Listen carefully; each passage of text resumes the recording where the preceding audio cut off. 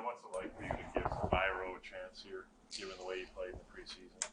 For Byro, he had a very good preseason, but it's way more than the preseason. This is a guy that we multiple times last year were ready to call him up, and he was not healthy. He was injured in Rochester. So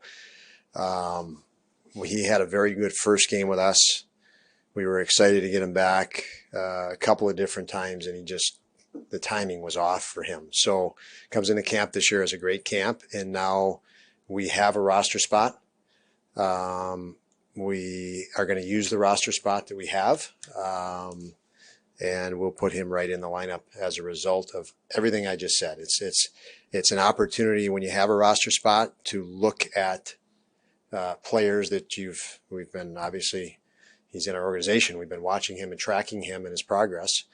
And when we sent him down, it was because we didn't have a roster spot. You have limited opportunity. So unfortunately he went down, and now we get an opportunity to take a further look at him and get him integrated, which we're excited about. Now, what is it about his game that you like?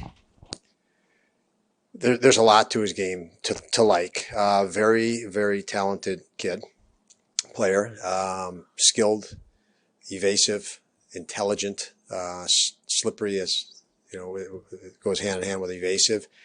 He can make plays with skilled players. He can play right wing, left wing, center. He's done well in all three spots.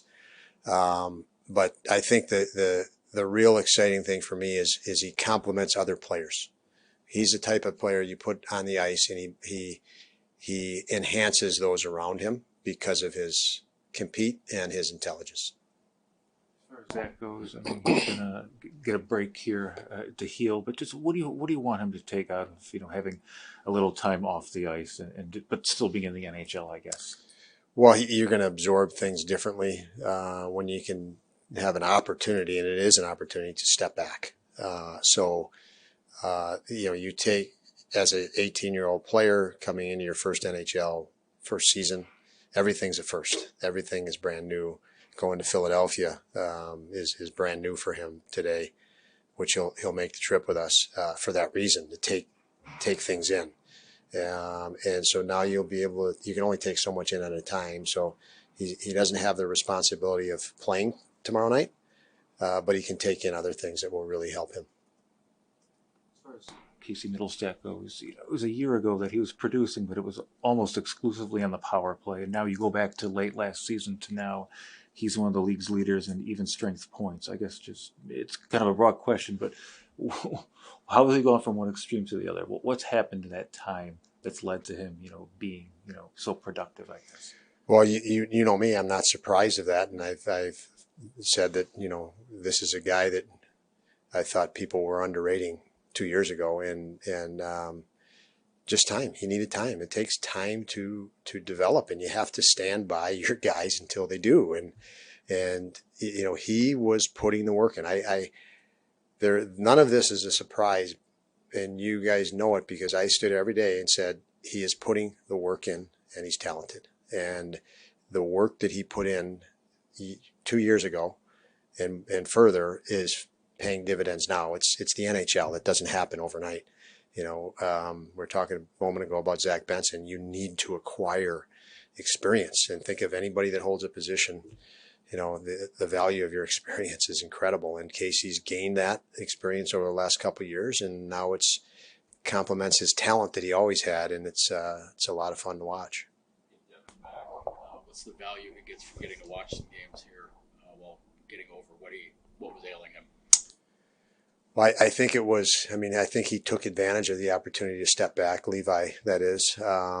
And today was his first full practice. So I think it's, give him a little time, but I know he'll come back better as a result of, anything that's thrown at him. In this case, he had to deal with an injury, and he's one that the power of observation is in his favor. He takes in a lot of information, and it makes him better. That's why he's so advanced at his age already. He watched last year when he got here before he played a game. How much different and how much more valuable is it now that he's on the team, he's played, and now he's watched a little as an NHL player as opposed to just waiting for his debut to happen? Yeah, he's able to gain a different perspective now. Being an NHL player, the perspective he had as a college athlete was interesting, and he shared some with me when we were in the 2 shootouts, I think, with the Rangers at the end of the year. He was in both of them, and I asked him after the game about the players, Panarin and Kane, and on and on. And he spoke to me about how many times he's watched them. So he had a feel for their options ahead of time. And again, that's a guy that's not even in the league, but studying what a shooter in the NHL has for options and what he's showing you and then selecting. So he was extremely confident in both of those shootouts against the Rangers last year. From the studying it before he got to the NHL. Now he's in the NHL and he can study it a different way. You're out facing Tage Thompson's shot every day, and the creativity of Jeff Skinner and on and on. So he gets better every day. Don, you can't mandate safety, and I understand that this is in light of the tragedy that happened in England. Just what are your thoughts overall in your experiences of neck guards or just player safety, and whether you want to weigh in on that or well, not? The first thing I'll say, John, is my thoughts and our entire organizations go to Adam Johnson's family, and certainly the tragic incident that happened that is awful. And when it comes to player safety, everything we do can be considered dangerous in anything, but we're an organization, I think, from top to bottom that supports the players, and in the sense that, if there's something they feel need or whatever, we certainly would hope they would talk to us about it, and we could do whatever and that's my approach. So if you're asking me about player safety, I think it is a major priority within this organization. I also think it's a major priority within the NHL. They've taken lots of initiatives, and very serious. We see that with just information that comes to us from the league on various safety issues through the season, before the season, videos that come out that we watch. So it's going to continue. Unfortunately, you play a sport that's the high pace that it is, and accidents happen, inadvertent things happen that are scary. And I think the league is in a very progressive mindset with respect to these things. And I know I'm comfortable with that they're there, and the players' communication. To your knowledge, does the equipment staff have cut resist, like the turtlenecks or anything like that? Because I know Seth mentioned yesterday that Rochester, they just ordered some because they only had a few. That doesn't fall under my coaching. These guys are hired professionals, and I don't say that, but they're experts, the equipment guys. So I'm sure they have. I'm confident that they have. I don't know what's out there, but I'm sure they have everything back there that a player could ask for. Do you expect Devin Levi? He'll have more practice time and to be ready to play, get some games in maybe on the weekend. I'll find out more right now, Paul, see how he felt after practice. But based on practice, it looked like he's back. Obviously, he was in full practice, so we wanted to rest that until it resolved. So, but I'll get more information, and my decisions and stuff that Kevin and I will talk about it and kind of frame that now that we finished the first skate here. Anything that he did in the first 4 games, or that you've seen from the goalies as a whole, kind of change how you might handle Devin's workload when he does get back?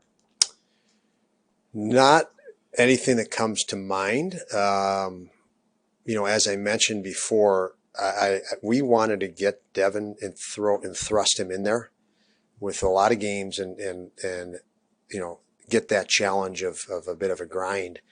And for the reason that I think he's going to just gain an immense amount of experience in that to help him better gauge what he needs to do to get himself ready for such a grind.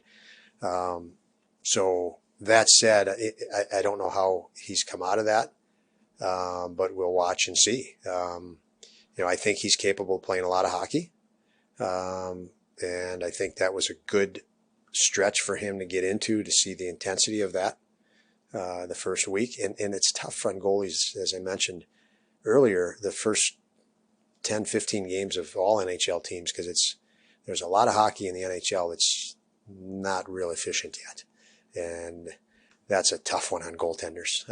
So, as team systems smooth out, life gets a little bit more consistent. There's more consistent patterns in the game for these goaltenders, and I think that helps all guys in the league too.